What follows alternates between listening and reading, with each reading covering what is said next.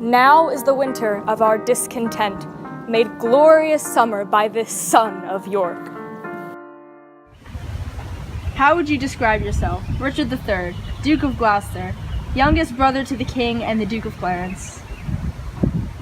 King Edward be as true and just as I am subtle, false, and treacherous.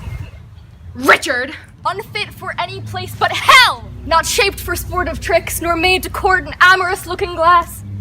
Cacodemon, A murderous villain.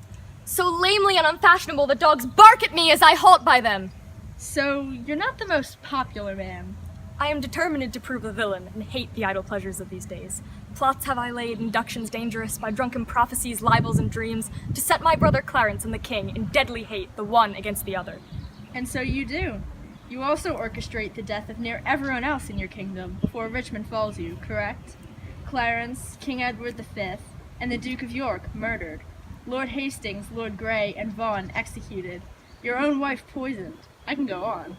Is there a murderer here? No, yes I am. My conscience hath 1,000 several tongues, and every tongue brings in a several tale, and every tale condemns me for a villain.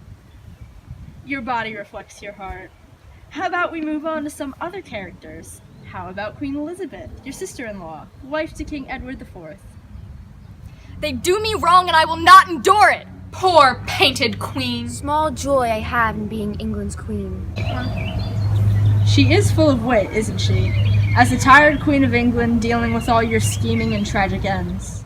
Then by myself. Thyself is self-misused. Now by the world. She is full of thy foul wrong. My father's death. Thy life hath it dishonored. Why then? What about Anne, your wife whom you gained by killing her husband? Wife to thy Edward, to thy slaughtered son. Oh, cursed be the hand that made these holes! If ever he have child, abortive be it, prodigious and untimely brought to light, whose ugly and unnatural aspect may fright the hopeful mother at the view, and that be heir to his unhappiness. If ever he have wife, let her be made more miserable by the death of him. She truly cursed herself. Reminds us of another woman, Queen Margaret of Anjou, I believe. Oh, let me make the period to my curse! 'Tis done by me and ends in Margaret. Thus hath breed your curse against yourself. Foul, wrinkled witch! Hateful, withered hag! Dispute not with her. She is lunatic. Terrifying woman, truly the she-wolf, thirsting for power. But we cannot forget the other players in your game, Richard.